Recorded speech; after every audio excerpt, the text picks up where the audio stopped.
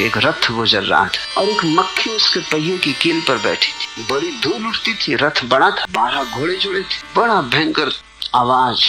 उस मक्खी ने आसपास देखा और कहा कि आज मैं बड़ी धूल उड़ा रही हूँ, जो भी तुम पाते हो उसके ही कारण तुम रथ पर बैठी एक मक्खी से ज्यादा नहीं हो। भूल के भी मत सोचना कि इतनी धूल मैं उड़ा रहा हूँ। धूल है तो उसके रथ की, यात्रा है तो उसके रथ की, लेकिन तुम अपने को बीच में मत ले लेना। तुमने सुनी होगी बात उस छिपकली की कि मित्रों ने उसे निमंत्रित किया था और कहा कि आओ आज थोड़ा जंगल में घुमाएं।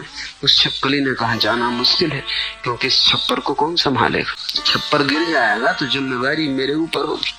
छिपकली सोचती है कि छप्पर को महल के वही संभाले हुए। तुमने सुनी होगी कहानी कि एक बूढ़ी औरत के पास एक मुर्गा था, वो सुबह बांग देता था तभी सूरज उगता था। बूढ़ी अकड़ गई और उस गांव में लोगों को खबर कर दी कि मुझसे जरा सोच समझ के व्यवहार करें, ढंग और इज्जत से, क्योंकि अगर मैं चलेगी अपने मुर्गे को लेकर दूसरे गांव तो याद रखना सूरज इस गांव में कभी उगेगा ही नहीं। मेरा मुर्गा जब बांग देता है तभी सूरज उगता है। और बात सच्ची थी कि रोज ही मुर्गा बांग देता था तभी सूरज उगता था। गांव के लोग हंसे, लोगों ने मजाक उड़ाई कि तू पागल हो गई। तो बूढ़ी नाराजगी में दूसरे गांव चली गई।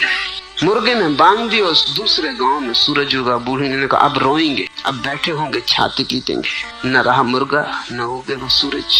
बूढ़ी का तर्क भी है तो बहुत साफ, क्योंकि ऐसा कभी नहीं हुआ कि मुर्गे के बांग दिए बिना सूरज उगा हो।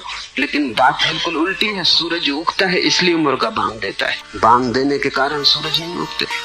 लेकिन बूढ़ी को कौन समझाए। और उसने देखा कि सूरज अब यहाँ उग रहा है, और जब यहाँ उग रहा है तो हर गांव में कैसे उगेगा। तुम अपनी छोटी बुद्धि से छोटे दायरे में सोचते हो। तुम्हारे कारण परमात्मा नहीं है, परमात्मा के कारण तुम हो।